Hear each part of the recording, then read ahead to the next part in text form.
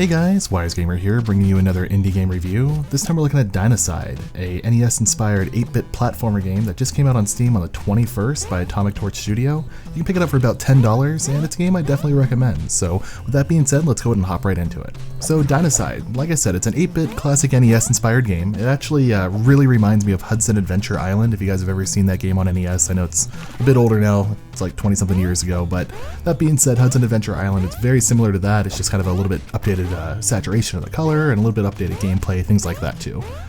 So basically what this is you're the protagonist in here, and your love interest was actually taken by a dinosaur god. So you're going to travel through the land through a lot of different levels, biomes, things like that, such as like deserts, underwater levels, kind of like icy levels, things like that, tropical jungles, to try to get your love interest back, and you fight different bosses along the way. It's a very linear storyline as far as the level progression, and there's like a few forks where you can kind of take this direction or that direction, so you actually get a few different routes depending on which way you go, and see some different things that you may have never seen before as far as like creatures and things like that.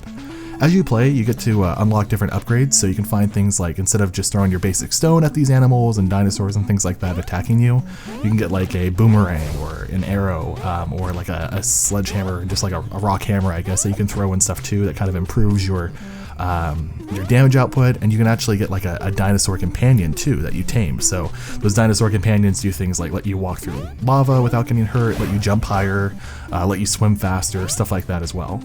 A really unique element to the game is as you're playing, you actually have this little bar that degrades over time, and that bar is your hunger bar. And as you get hit, it's your health and hunger bar, I should say. So as you get hit, it does drop your health down quite a bit.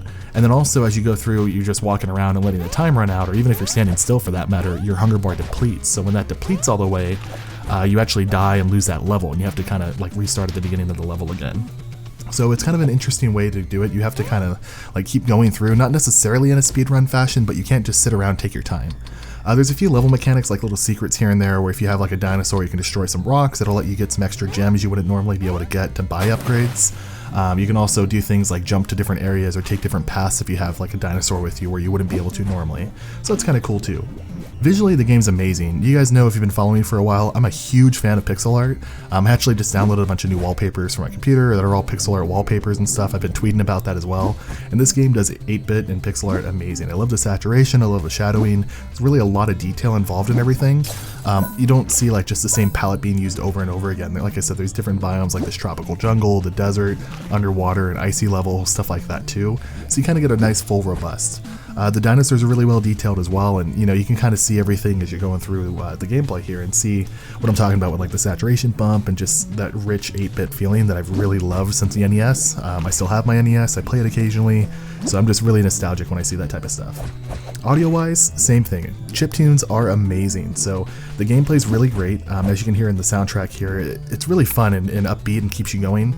I really enjoyed kind of being able to play the game and have like those classic NES sounds that you hear when you die. You kind of hear that, that common death chiptune, I guess, that you would hear. Like, that's like the death chiptune every time you hear it. As you go through the levels, you can kind of hear like this, the swish of the arrows as they get shot out, or the jumping and stuff like that too. And I think they really did a great job of recreating that NES experience in a modern game, basically. Even though it's still 8-bit inspired and stuff like that too, it's modern as in a new release. Replayability wise, there's actually quite a bit here as well. So like I said, there's actually a few unique mechanics as far as like the health bars and stuff like that, but there's actually a speedrun mode also where you get a grade for each level. As soon as you die on a level, that's the end of your run, but you want to try to make it through all the different levels. And the devs have actually challenged people where they said if you can make it through all the levels with an S rating, which is basically the best rating, the fastest level possible. I think it's like taking no damage, the fastest, maybe collecting all this stuff. I don't know exactly what goes into the ranking. They actually have a contest on their Twitter right now. The first person to post a screenshot doing that. So the devs themselves said that they've gotten S on every level, but not in one run. So it's kind of like, in one run they might get an A or a B, and then they get an S later, stuff like that. But that's kind of a cool thing too. With that being said, I think overall I would see myself playing it multiple times, just because there are secrets to find, there are those different diverting paths and stuff like that I mentioned in the gameplay, and I think that's kind of a nice element to the whole thing. It's just really a fun game in general. NES games, the replayability was just playing the same levels over and over again. I mean, Mario has the same static levels every time, nothing is procedurally generated in those levels, and this has that same type of aspect and feel to it too. Hudson Adventure Island, again, it's just so much like that game and really reminds me of that. So overall, I think that there's not really too many drawbacks at all. The game's definitely worth the $10 to me, being a nostalgic 8-bit chiptune NES lover. I really enjoyed this game again too. The gameplay's fun, the visuals are great, the audio's great as well, and again, there is that little bit of replayability with speedruns and trying to find new secrets and things like that. Again, the game's $10 on Steam. I think it's worth it. I'll have all the links down below, so you can definitely check out where to buy it. You can check out their website and follow the dev on Twitter too for any other contests they might run or challenges that they have, like the S rating on speedruns. Otherwise, guys, I hope you guys enjoyed. Make sure you check out my other indie game reviews as well. I did Blade Star last week, a really cool vertical scrolling shooter game that reminds me of like 1942 and 1943, a lot of those old school games like that. So you guys might be interested in that as well.